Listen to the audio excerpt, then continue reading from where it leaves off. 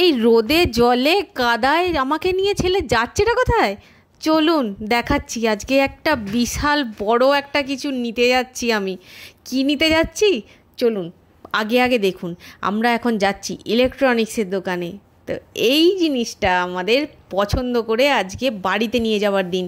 আজকে আমাদের কাছে একটা স্পেশাল দিন। আমরা ফ্রিজ কিনছি, তার সঙ্গে কিন্তু আরও অনেক জিনিস আছে যেগুলো আপনাদের আস্তে আস্তে দেখাবো। আজকে এই ছেলে মানে আমার ছেলে এই জিনিসটা খুব মানে ওর খুব পছন্দ হয়েছে, 3 ডোর ফ্রিজ।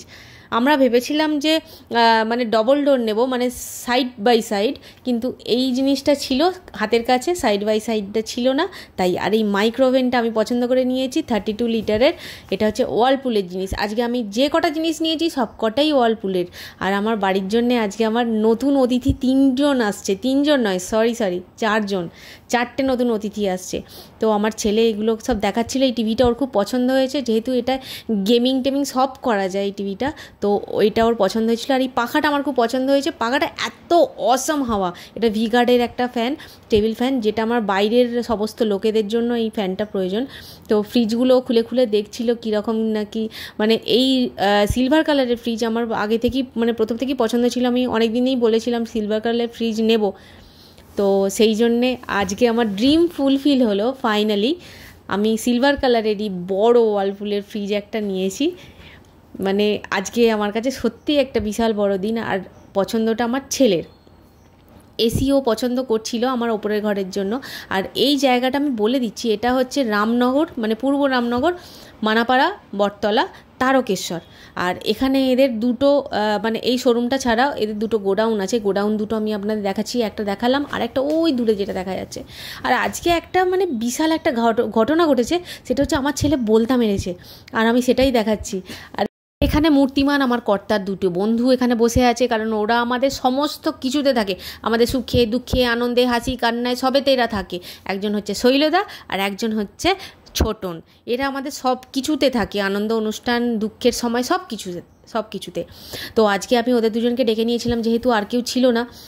তো আমাদের বাড়িতে যেহেতু মানে সেরকম হেল্পিং হ্যান্ড কেউ নেই, তো এরা দুজন আমাদের প্রচুর হেল্প করেছে এই জিনিসপত্র ওঠানো নামানো সব কিছুতেই। আমাদের বললাম যে সব কিছুতেই এরা দুজন আমাদের হাতের কাছে পেয়ে যাই আমি। তো এরাই সমস্ত কিছু জিনিসপত্র সাজিয়ে গুছিয়ে সব রেডি করে দিচ্ছিল।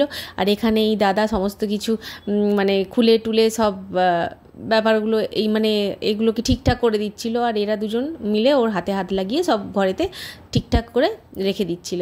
আর ওয়াশিং মেশিনটা হচ্ছে ফুললি অটোমেটিক, একদম সেমি অটোমেটিক না, ফুললি অটোমেটিক নিয়েছি, কারণ কি বর্ষার সময় আমাদের প্রচুর অসুবিধা হয়। আর এই দেখুন লাস্ট আমাদের ফ্রিজ। এই ফ্রিজটাই হচ্ছে আমাদের মানে আমার ছেলের পছন্দের। এই ফ্রিজটাই নিয়েছি ওয়ার্লপুলের। কত লিটারের বলতে পারবো না, কারণ এটা আমি দেখিনি কত লিটারের, প্রথম দেখাতেই আমার পছন্দ হয়ে গেছে তাই।